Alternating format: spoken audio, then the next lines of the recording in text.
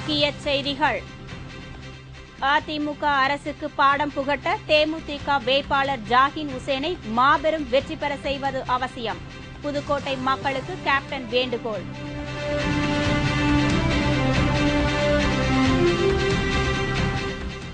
திமுக முன்னாள் அமைச்சர் ஐ. பெரியசாமி வீட்டில் தமிழக போலீஸ் சோதனை. ஜெயலலிதாவின் 2வது ரவுண்ட் ஆரம்பம்.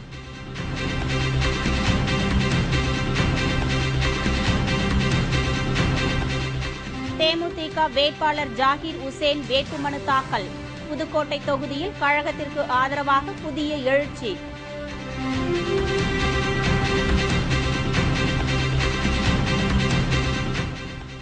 சொத்து குவிப்பு வழக்கில் சிக்கிய நிலங்கள், கட்டிடங்கள் பறிமுதல். சிபிஐக்கு ஆந்திர அரசு அனுமதி.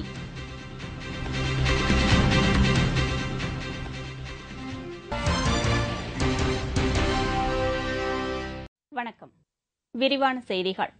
புதுக்கோட்டை சட்டமன்ற தொகுதிக்கான இடைத்தேர்தலில் தேசிய முற்போக்கு திராவிட கழகம் சார்பில் போட்டியிடும் வேட்பாளர் என். ஜாகிர் உசேனுக்கு ஆதரவு கொடுத்து வெற்றி பெற செய்யுமாறு புதுக்கோட்டை வாசிகளை தேமுதிக நிறுவன தலைவர் கேப்டன் விஜயகாந்த் கேட்டுக் கொண்டுள்ளார்.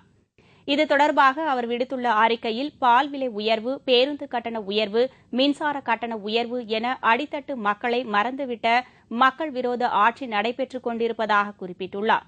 எனவே இதற்கு தக்க பாடம் புகட்ட தகுந்த சந்தர்ப்பம் வாய்ந்துள்ளதாக கூறியுள்ள கேப்டன் விஜயகாந்த், நடைபெறவுள்ள புதுக்கோட்டை இடைத்தேர்தலில் தேமுதிக வேட்பாளர் என். ஜாகிர் உசேனை வெற்றி பெற செய்யுமாறு கேட்டுக் கொண்டுள்ளார். கழக வேட்பாளர் வெற்றி பெற தேமுதிக தொண்டர்கள் அயராது பாடுபட வேண்டும் என்றும் அவர் வலியுறுத்தியுள்ளார். மேலும் புதுக்கோட்டை இடைத்தேர்தலில் தேமுதிகவுக்கு ஆதரவு அளித்துள்ள மார்க்சிஸ்ட் கம்யூனிஸ்ட் கட்சிக்கு தமது மனமார்ந்த நன்றிகளையும் கேப்டன் விஜயகாந்த் தெரிவித்துள்ளார்.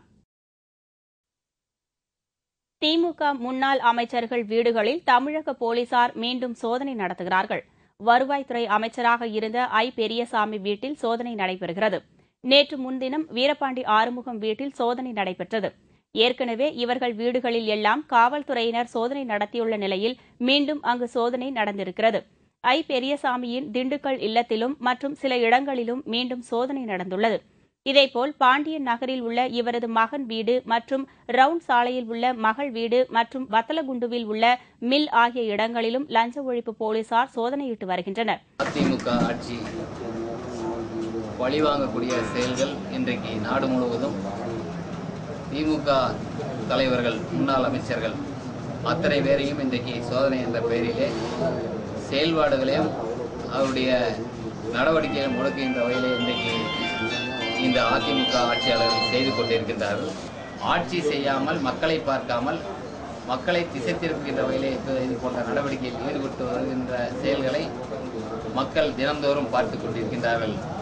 இதை ஒருவர் வீட்டிலும் கூட சோதனை என்ற பெயரிலே எந்த ஒரு விரோத ஆவணம் கூட எடுத்து அவர்களால் நிறுவனம் செய்ய முடியவில்லை. தமிழக போலீசார் ஏற்கனவே முதல் ரவுண்டில் முறையாக சோதனை நடத்தவில்லையா? அப்படி முறையாக சோதனை நடத்தவில்லை என்றால் அது யார் தவறு என்பதை கண்டுபிடித்திருக்க வேண்டும்.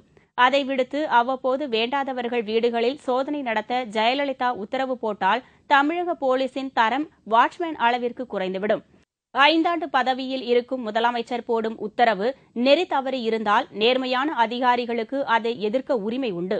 ஜெயலலிதா சொல்வதையெல்லாம் ஏற்று நடவடிக்கை எடுத்தால் ஜெயலலிதாவின் பழைய எதிரி முத்து வீட்டில் கஞ்சா இருந்ததாக போலீஸ் வழக்கு போட்டு பின்னர் அவமானப்பட்டது போலாகிவிடும். அந்த நாளில் ஜெயலலிதாவின் முறைகேடுகளை எம்ஜிஆரிடம் சொல்லிக் கொடுத்த முத்து என்பவர் ஜெயலலிதா முதலமைச்சர் ஆன உடனே கைது செய்யப்பட்டார். அவர் மீது கஞ்சா வழக்கு போடப்பட்டது. பின்னர் நீதிமன்றத்தில் வழக்கு தள்ளுபடி செய்யப்பட்டது குறிப்பிடத்தக்கது. முத்துவுக்கும் ஜெயலலிதாவுக்கும் மோதல் வர காரணம் என்ன என்பது சினிமா வட்டாரத்தில் பரபரப்பாக பேசப்பட்டது குறிப்பிடத்தக்கது. புதுக்கோட்டை இடைத்தேர்தலில் போட்டியிடும் தேமுதிக வேட்பாளர் என். ஜாகிர் உசேன் தனது வேட்பு மனுவை இன்று தாக்கல் செய்தார்.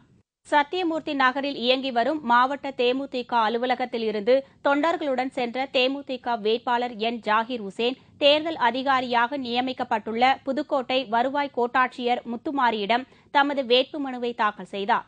அவருடன் புதுக்கோட்டை மாவட்ட தேமுதிக பொருளாளர் கதிரவன், துணை செயலாளர் ஞான இளங்கோவன் உள்ளிட்ட ஏராளமானோர் பங்கேற்றனர். புதுக்கோட்டை சட்டமன்ற உறுப்பினராக இருந்து வந்த இந்திய கம்யூனிஸ்ட் கட்சியின் முத்துக்குமரன் கடந்த ஏப்ரல் 1ஆம் தேதி உயிரிழந்ததை அடுத்து ஜூன் 12இல் அந்த தொகுதிக்கு இடைத்தேர்தல் நடத்தப்படும் என்று தேர்தல் ஆணையம் அறிவித்தது. இதையடுத்து வேட்புமனு தாக்கல் இன்று தொடங்கியுள்ளது. வேட்புமனுக்கள் தாக்கல் செய்ய 25ஆம் தேதி கடைசி நாளாகும். மனுக்களை திரும்பப் பெற 28ஆம் தேதி கடைசி நாளாகும். அன்றைய தினமே இறுதி வேட்பாளர் பட்டியல் வெளியிடப்படும்.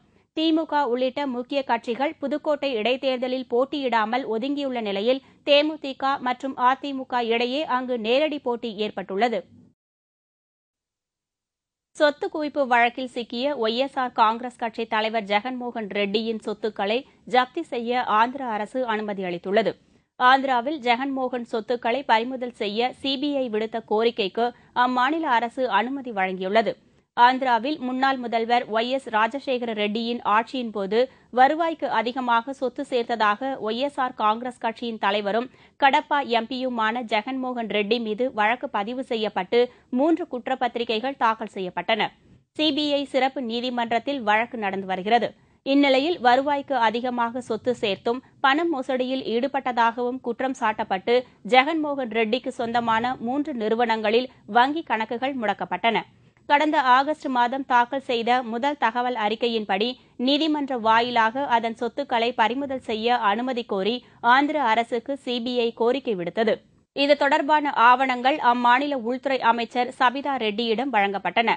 அந்த ஆவணங்கள் இறுதி ஒப்புதலுக்காக முதல்வர் கிரண்குமார் ரெட்டி அலுவலகத்திற்கு அனுப்பி வைக்கப்பட்டதாகவும் இதைத் தொடர்ந்து கிரண்குமார் அனுமதி வழங்கிவிட்டதாகவும் தகவல்கள் தெரிவிக்கின்றன. இதனால் ஜெகன்மோகன் ரெட்டியின் சொத்துக்கள் ஜப்தி செய்யப்பட உள்ளதால் ஆந்திர அரசியல் வட்டாரத்தில் பரபரப்பு நிலவுகிறது. இதற்கிடையே இந்த வழக்கு தொடர்பாக வரும் 22ஆம் தேதி நீதிமன்றத்தில் ஆஜராகுமாறு ஜெகன்மோகன் ரெட்டி உள்ளிட்ட 12 பேருக்கு சிபிஐ சம்மன் அனுப்பியுள்ளது. ஜெயலலிதா, சசிகலாவும் வருமானத்திற்கு அதிகமாக சொத்து குவித்த வழக்கில் குற்றவாளிகளாக சேர்க்கப்பட்டுள்ளனர். இவர்கள் வாங்கி குவித்த சொத்துக்கள் இன்னும் பறிமுதல் செய்யப்படவில்லை. தனி நீதிமன்றம் தீர்ப்பளித்தால் பறிமுதல் செய்யப்படும். அகில இந்திய அளவில் செல்வாக்கு இல்லாத முதலமைச்சர்களான நவீன் பட்நாயக், ஜெயலலிதா ஆகியோர் புதிதாக கூட்டணி அமைத்திருக்கிறார்கள். குஜராத் முதலமைச்சர் நரேந்திர மோடி வெளிநாடுகளிலும் பிரபலமானவர். நாட்டின் மிகப்பெரிய மாநிலமான உத்தரப்பிரதேச முதலமைச்சர் யாராக இருந்தாலும் அவர்களது பெயர் வெளிநாடுகளிலும் பிரபலமாகிவிடும். காங்கிரஸ் அல்லாத முதலமைச்சர்கள் நரேந்திர மோடி, அகிலேஷ் சிங் யாதவ், நிதிஷ்குமார், பிரகாஷ் சிங் பாதல், ஜெயலலிதா, நவீன் பட்நாயக் ஆகியோரில் நிதிஷ்குமாரையும் ஜெயலலிதாவையும் முக்கியமானவர்களாக மற்ற காங்கிரஸ் அல்லாத முதலமைச்சர்கள் கருதுவதில்லை. ஜெயலலிதா மீதான ஊழல் புகார்கள், அவரது அந்த கால பின்னணி வாழ்க்கை போன்றவை அகில இந்திய அளவில் அவரை சிறுமைப்படுத்திவிடுகிறது. இதனால் விரக்தியடைந்த ஜெயலலிதாவும் ஒரிசா முதல்வரும் கூட்டு சேர்ந்திருக்கிறார்கள். மக்களவையில் முன்னாள் சபாநாயகர் சங்மா காங்கிரஸில் இருந்து வெளியேற்றிய பிறகு சரத்பவாரின் தேசியவாத காங்கிரஸில் சேர்ந்தார். அசாம் மலைப்பகுதியை சேர்ந்தவரான இவர் குடியரசுத் தலைவராக மலைவாழ் இனத்தவர் ஒருவரை தேர்ந்தெடுக்க வேண்டும் என்று கூறி அவரே களத்தில் இறங்கப் போவதாகவும் அறிவித்திருக்கிறார். அவருக்கு ஆதரவு கொடுக்கப் போவதாக ஜெயலலிதாவும் நவீன் பட்நாயக்கும் முடிவு எடுத்திருக்கிறார்கள். அவசர குடுக்கையான ஜெயலலிதா இந்த அறிவிப்பையும் வெளியிட்டுவிட்டார். ஆனால் சங்மாவின் கட்சியான தேசியவாத காங்கிரஸ் தலைவர் சரத்பவார் சங்மாவை ஆதரிப்பது குறித்து எந்த முடிவும் எடுக்கவில்லை என்று கூறியுள்ளார். சங்மாவிற்கு பாஜகவின் ஆதரவு திரட்டித் தருவதாக ஜெயலலிதா உறுதியளித்திருப்பதாக கூறப்படுகிறது. ஜெயலலிதா, சங்மா ஆகியோரின் நிலைமை என்னவாகும் என்பது இந்த மாத இறுதியில் தெரிந்துவிடும். லோக்பால் மசோதாவில் இடம்பெற்றுள்ள சில பிரிவுகள் தொடர்பாக அரசுக்கும் எதிர்க்கட்சிகளுக்கும் இடையே கருத்து வேறுபாடு நீடித்து வருகிறது. வரும் செவ்வாய்க்கிழமை மாநிலங்களவையில் சில திருத்தங்களுடன் லோக்பால் மசோதாவை தாக்கல் செய்ய மத்திய அரசு முடிவு செய்துள்ளது. இது தொடர்பாக மத்திய அமைச்சரவைக் கூட்டம் நடைபெற்றது. சிபிஐக்கு கூடுதல் தன்னாட்சி அதிகாரம் வழங்குவது, லோக்பால் அமைப்பை நியமனம் செய்வது போன்ற எதிர்க்கட்சிகளின் கோரிக்கை குறித்து விவாதிக்கப்பட்டதாக தெரிகிறது. மசோதா குறித்த கருத்து வேறுபாடுகளை களைவதற்காக எதிர்க்கட்சித் தலைவர்களுடன் அரசு நடத்திய பல சுற்று பேச்சுவார்த்தையில் எந்த பலனும் கிடைக்கவில்லை. அரசின் கட்டுப்பாட்டில் இருந்து சிபிஐ விடுவிக்கப்பட வேண்டும் என்று எதிர்க்கட்சிகள் வலியுறுத்தி வருகின்றன. ஆனால் இதை ஏற்றுக்கொள்ளாத மத்திய அரசு தொடர்ந்து பிடிவாதமாக இருந்து வருகிறது. மாநிலங்களவை எதிர்க்கட்சித் தலைவர் அருண் ஜெட்லி, மார்க்சிஸ்ட் தலைவர் சீதாராம் யெச்சூரி ஆகியோரை மத்திய அமைச்சர்கள் கபில் சிபல், பவன்குமார் பன்சால், சல்மான் குர்ஷித் ஆகியோர் சந்தித்து இந்த விவகாரம் தொடர்பாக ஆலோசனை நடத்தினர். இருப்பினும் எதிர்க்கட்சியினர் தொடர்ந்து தங்களது நிலையில் உறுதியாக இருப்பதாக கூறப்படுகிறது. கடந்த குளிர்கால கூட்டத்தொடரின் போது மக்களவையில் தாக்கல் செய்யப்பட்ட லோக்பால் மசோதா பெரும்பான்மை ஆதரவுடன் நிறைவேறியது. ஆனால் மாநிலங்களவையில் மசோதாவில் 100க்கும் மேற்பட்ட திருத்தங்கள் கொண்டுவரப்பட்டன. இதனால் அந்த கூட்டத்தொடரின் இறுதி வரை மசோதா நிறைவேற்றவில்லை. பட்ஜெட் கூட்டத்தொடரின் இறுதி நாளான செவ்வாய்க்கிழமை மாநிலங்களவையில் இந்த மசோதா மீண்டும் விவாதத்திற்கு எடுத்துக் கொள்ளப்படலாம் என்று கூறப்படுகிறது. ஆனால் எதிர்க்கட்சிகளின் ஆதரவு கிடைக்காது என்பதால் இதை நிறைவேற்றுவது இந்த கூட்டத்தொடரில் மசோதா நிறைவேறுவது கேள்விக்குறியாகியுள்ளது.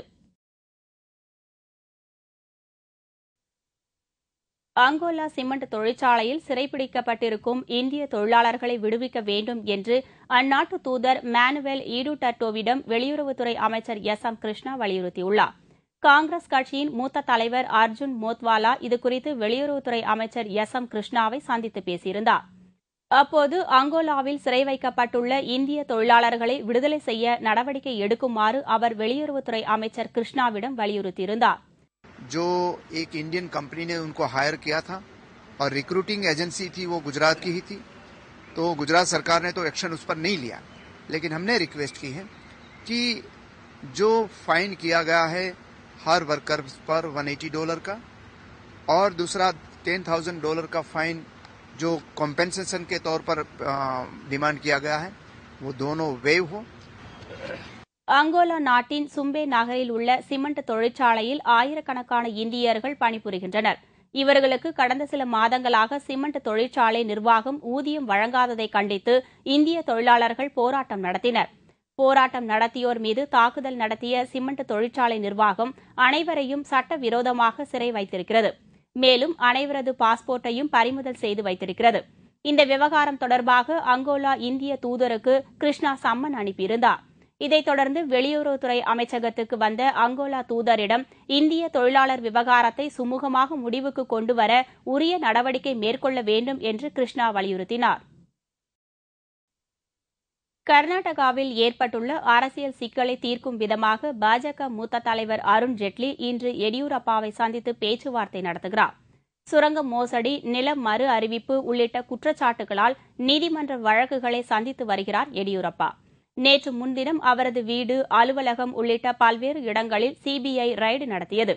இந்நிலையில் கர்நாடக அரசியல் சிக்கலை தீர்க்க பாஜக மூத்த தலைவர் அருண் ஜெட்லி கர்நாடகா விரைந்துள்ளார். அவர் மாநில நிர்வாகிகள் மற்றும் எடியூரப்பா ஆகியோரை சந்தித்து இன்று பேச்சுவார்த்தை நடத்துகிறார்.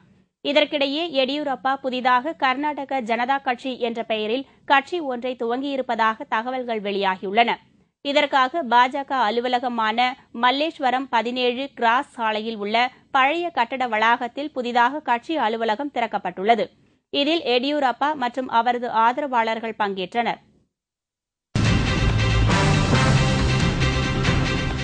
ஊட்டியில் கோலாகலமாக தொடங்கிய மலர் கண்காட்சி, சுற்றுலா பயணிகள் பேரார்வம்.